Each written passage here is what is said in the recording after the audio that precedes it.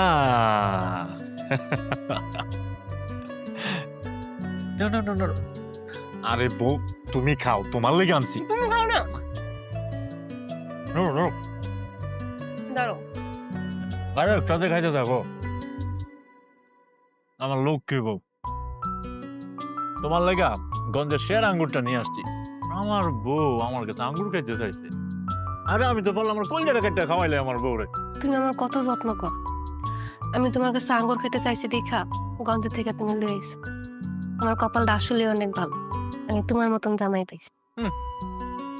আমার মনে হচ্ছে 8-10টা বউ আছে আরে আমার লক্ষ্মী বউ একটা দুনিয়ার মধ্যে শুনো তোমার যা দরকার যখন দরকার খালি আমার কইবা সাথে সাথে তোমার সামনে হাজির তুমি কি আসলে আমার এত ভালোবাসো? বউ তোমার কি কোনো সন্দেহ আছে আচ্ছা তুমি কত তুমি আজ পর্যন্ত আমার কাছে যা চাইছো যখন চাইছো কোনটা দিতে দেরি হয়েছে আমার তারপরেও তুমি কইতেছো যে আমি তোমার সত্যিকারই ভালোবাসি কিনা আরে আমি তো জানি তুমি আমার অনেক ভালোবাসো, তাও তোমার মুখ থেকে ভালোবাসার কথাটা শুনতে অনেক ভালো। ওরে আমার বউরে আমি তোমার সত্যি সত্যি অনেক ভালোবাসি আমি তোমার ঘরের বউ, তোমার লক্ষ্মী, তোমার প্রতি আমার একটা দায়িত্ব আছে না? দায়িত্ব আছে মানে অবশ্যই দায়িত্ব আছে অনেক বড় দায়িত্ব তোমার কিন্তু তোমার মা যে এই কাজগুলো করতেছে, কাজগুলো যে ঠিক করতেছে, মা মা আবার কি করলো তোমার আব্বা তো মরে গেছে অনেক বছর হইলো, তোমরা দুইটা ভাই, সম্পত্তিগুলো তোমাদের মধ্যে যদি ভাগাভাগি না করে দেয় পরে তো ঝামেলা হইব না? ধরো আল্লাহ না করো তোমার মা মরে গেল, তোমার বড় ভাই আইসা সবকিছু চলে বলে কৌশলে হাতায় নিল, আম করে বাই করে দিল, পরে কি হইব? তো তোমার মা থাকতে থাকতে তো সব বুঝে নিতে হইব না? আমি তো এই জিনিসটা আগে খেয়াল করি নাই তুমি যখন কইছো তার মানে 100% সত্যিই কইছো আমার মাথায় ডাইলো না কেন খারাপ আজকে মা খালি বাড়িতে আহুক আজকে জায়গা জমি ভাগ করার নিয়ে কথা কমো আর বড় ভাইরেও কই যে ঢাকা থেকে আসতে আরে তুমি কি পাগল নাকি? বাইরে কেন কইবা?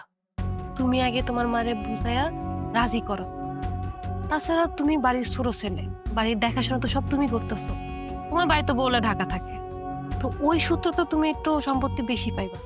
তুমি তোমার মারে বুঝাইয়া টুজাইয়া সবকিছু একটু বেশি আদায় করো। কিন্তু বউ মাই যে হিসাবই আমার তো মনে হয় না যে মা ভাগযোগ করে দিব আমি থাকতে তুমি কেন টেনশন করতেছো? আমি আছি না, তুমি শুধু আমার কথা মতন চলবা, আমার লগে তাল দিবা, নাইলে কিন্তু বুড়ো বয়সে অনেক কষ্ট আছে কই দিই।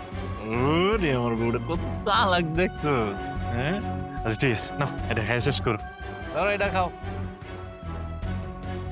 পুরোটা শেষ করতে হইব তুমি কথা নিয়ে খাওয়া যাও। আচ্ছা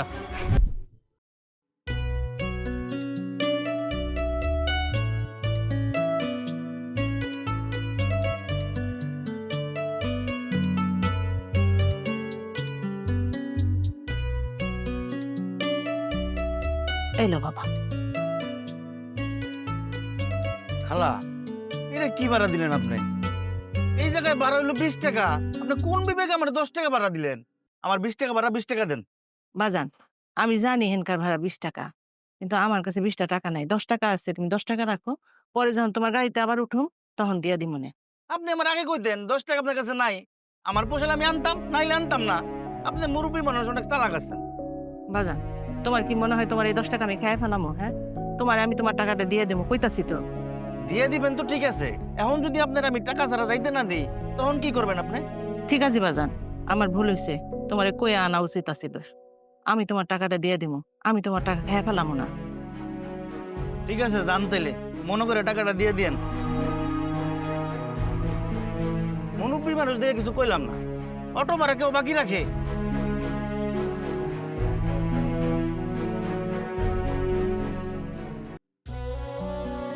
বৌমা, বৌমা, কি হয়েছে, ডাকতেছেন কেন?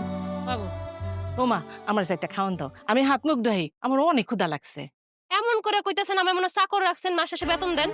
এমন করতেছো কেন বৌমা? আমার খিদা লাগছে, আমি একটা ভাত চাইছি তোমার কাছে, তুমি এমন করে কথা কইতাছো কেন?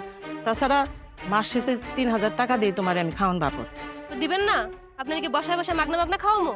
আর একটা মানুষের খাওয়ানোর পিছনে কি 3000 টাকা দা হয়? কম হইলে 5000 টাকা লাগে। এর মধ্যে গত মাসে 3000 টাকা থেকে 1000 টাকা কম দিছেন। শুনেন, গত মাসের 1000 টাকা আর এই মাসে 3000 টাকা 4000 টাকা আপনি আমার হাতে দিলে পরে আপনি খাওয়ান পাবেন, নাহলে কোনো খাওয়ান পাবেন না।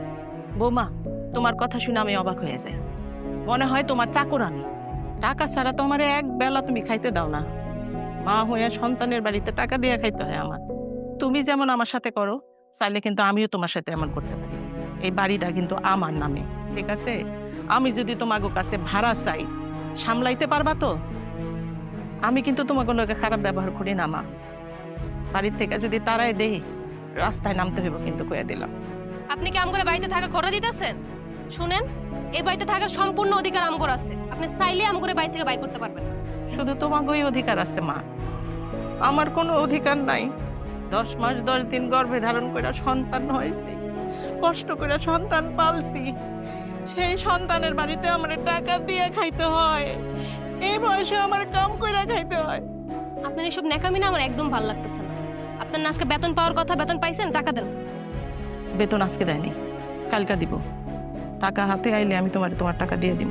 ঠিক আছে, বেতন পাই আগে আমার হিসাব ক্লিয়ার করবেন।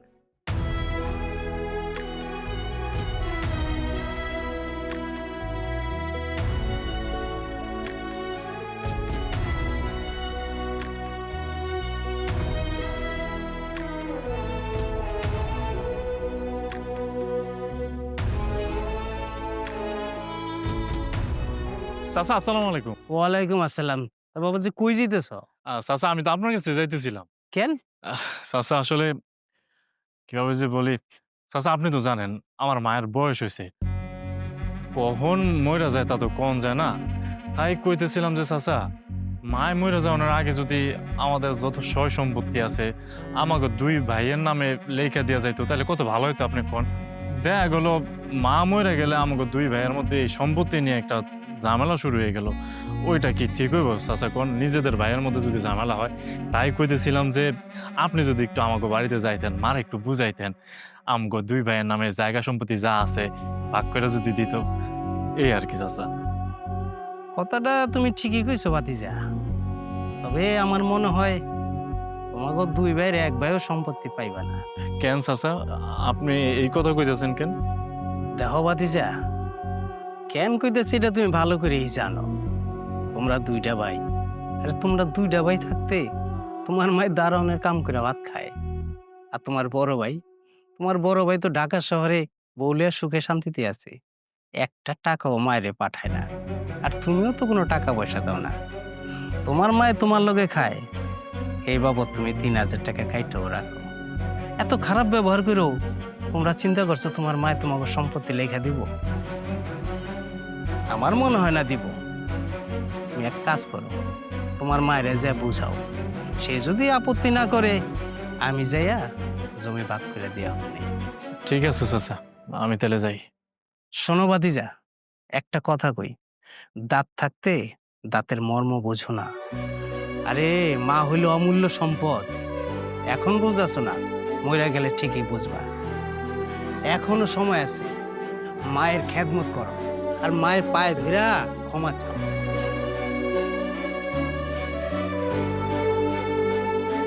হায় রে দুনিয়া, পোলাপান বিয়া করাইলে মা বাপ সব ভুলে যায়।